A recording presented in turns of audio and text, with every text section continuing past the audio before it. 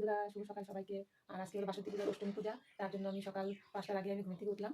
আর ওঠার পর আমি সব কিছু সেরে নিলাম সকাল আজকে, কারণ কি আমরা আজকে অষ্টমী স্নান করতে যাবো। তার জন্য আমাদের পূজা দেওয়া হয়ে গেল, পূজা নিয়ে নিলাম। এখন আমরা রেডি হবো, 8টার সময় চলে যাবো নদীতে স্নান করতে, অষ্টমী স্নান। তোমাদেরকে দেখাবো, তোমরা দেখতে থাকবে আমরা কই যাই, কোন নদীতে যাই, সব কিছু দেখাবো। এখন 8টা বেজে গেল। 8টা বাজার পর আমি এখন যাওয়া গাড়ি আসছে গেটে, আমি এখন যাব। বের হলাম।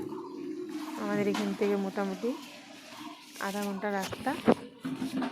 আমাদের অষ্টমী স্নানের সরঞ্জাম গাড়ি আসছে, আমরা এখন বের হবো।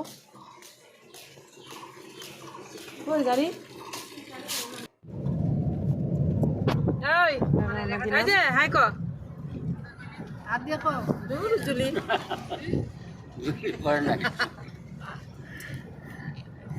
বেশ ভালোই লাগলো, কেননা আজকে ওয়েদারটা অনেক ভালো, রোদ্রুও নেই, বৃষ্টিও নেই, একটা সুন্দর ওয়েদার। মানে একটু স্কুল বন্ধ হলে ঘুম বেশি হয়।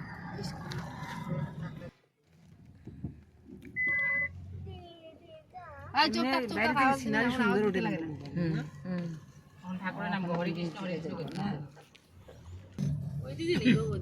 এই যে দেখো, আমরা মেন রোডের থেকে নিচে নেমে আসলাম। এটা হলো বগিবিল ব্রিজের রাস্তা। আর এই যে বগিবিল ব্রিজের দলংটা, ব্রিজটা আর কি, সেই বগিবিল ব্রিজটা না, এটা নদীর উপর দিয়ে একটা ট্রেনের রাস্তা করছে। এই যে আমরা এখন নদীর পাড়ে আসলাম। তারপর দেখো আমরা পৌঁছে গেলাম নদীর কিনারে। এই যে অনেকে করতেছে, এদিকে সবাই তর্পণ করছে, কেউ শ্রাদ্ধ করছে মা বাবার। আর নদীর ঘাট বিস্তারিতেছিলাম কোন দিকে কি করব। তারপরে আমরা ফাইনালি এই ঘাটে আমরা আসলাম। তারপরে আমরা একজন করে স্নান করতে শুরু করলাম। আমার স্নান আগে আমি রেডি করে নিলাম। স্নান করে ওখানে আমরা এরকম একটা সমস্যায় পড়লাম। সমস্যাটা হলো আমাদের প্রদীপ জ্বালানো যাচ্ছে না, এত বাতাস, অনেক বাতাস। তারপর বাতাসের জন্য আমরা খুব অসুবিধা করে আমরা ওখানে পূজা করার প্রদীপ জ্বালালাম।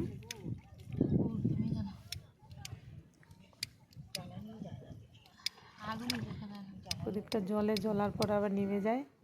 এই করতে আমরা চারদিকে পরে কিছুতেই জ্বলছে না, একদম শু শু করে নদীর হাওয়া।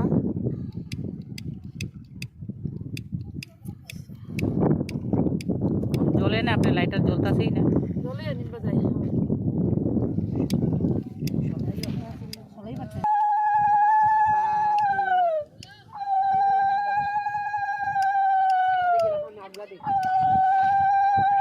তারপরে দেখো আমরা কি টেকনিক বের করলাম।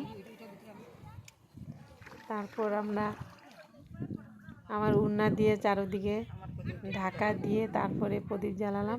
প্রদীপ যেমনি তেমনি প্রদীপটা জ্বালানো হলো। ফাইনালি জ্বালিয়ে তারপরে গঙ্গা পূজা করলাম। গঙ্গা মাকে পূজা তেল সিন্দুর অল্প দিলাম, সবার লাস্টে একটা প্রণাম করলাম। আর কি করবো, আমার তো আর করার কিছু নেই।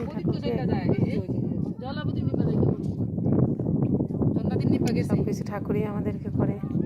আর বছরে আমরা একবার আসি, মা গঙ্গার সাথে দেখা করি। আর সারা বছর তো আমরা গঙ্গা মাকে পূজা করি না, গঙ্গা মাকে মানে কিন্তু পূজা করি না। আমরা একবার অষ্টমীতে এসে তেল সিন্দুর দিই, আর বাড়িতে ঘরে তেল সিন্দুর দিই গঙ্গা মাকে, অতটুকুই করি। তারপর হলো এখন আমি পূজা করে পারলাম। প্রদীপটা ধূপকাঠি আমি আগে জ্বালিয়ে নিয়েছি, কারণ কি ভিজা শরীরে পরে পারবো না। ঘর থেকে স্নান করে গেছি একবার।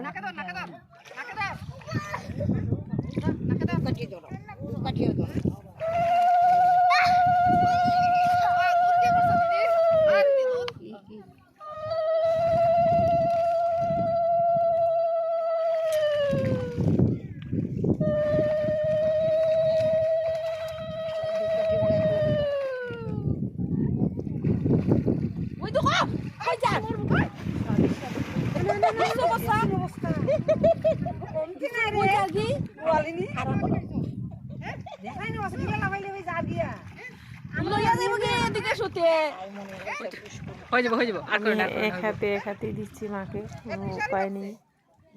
তেল সিঁদুর দিচ্ছি ঠাকুরকে, আর এক হাতে আমি থালাটা ধরে রেখেছি, না হলে উপায় নেই কোনো। না আছে ওই সাইড পর্যন্ত আছে, তো ওই যে মানুষগুলো আছে না।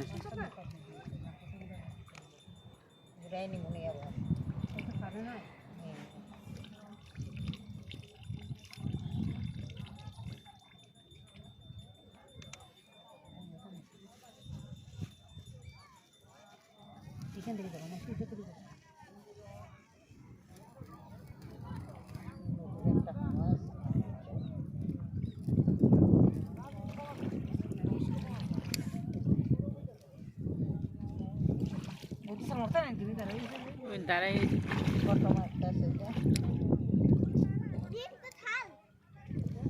আমাদের তো নদীতে নেমে আমাদের কোনো হ্যাবিট নেই, তার জন্য জলে দাঁড়িয়ে থাকাটা আমাদের জন্য অসুবিধা হয়ে যায়।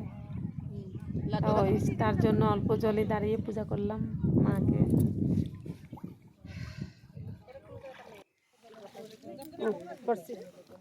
এখন অল্প গীতা পাঠ করলাম, গীতা পাঠ করার পর তারপর আমরা এখানে ঠাকুরের কাজ শেষ। তারপরে আমরা দই চিড়া দিয়েছিলাম ঠাকুরকে, ওই দই চিড়া অল্প আমরা সবাই মেখে খেলাম।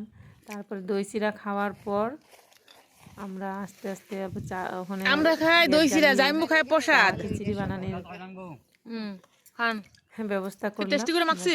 প্রসাদ খাওয়ার পর আমরা চা সবাই খাও। খেলাম। চা খাওয়ার পর আমরা চা খাবো, স্পেশাল চা। দুধের মধ্যে চা পাতা চিনি দিয়া। হ্যাঁ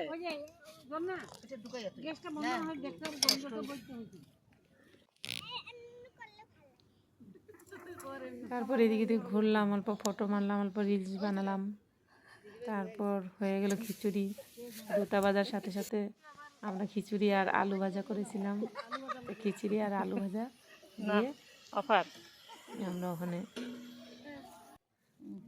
প্রসাদ নিয়ে তারপর আমরা অল্প রেস্ট নিয়ে তারপর ওখান থেকে চলে আসলাম।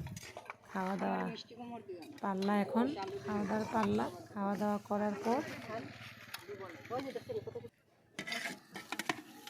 খিচুড়িটা অনেক রাধে রাধে দিদি, ভালো লাগছে। রাধে রাধে জানবো। হাসি ফুর্তি করে আমরা খিচুড়িটা খেলাম। চলছে। তারপর আমরা রওনা দিলাম।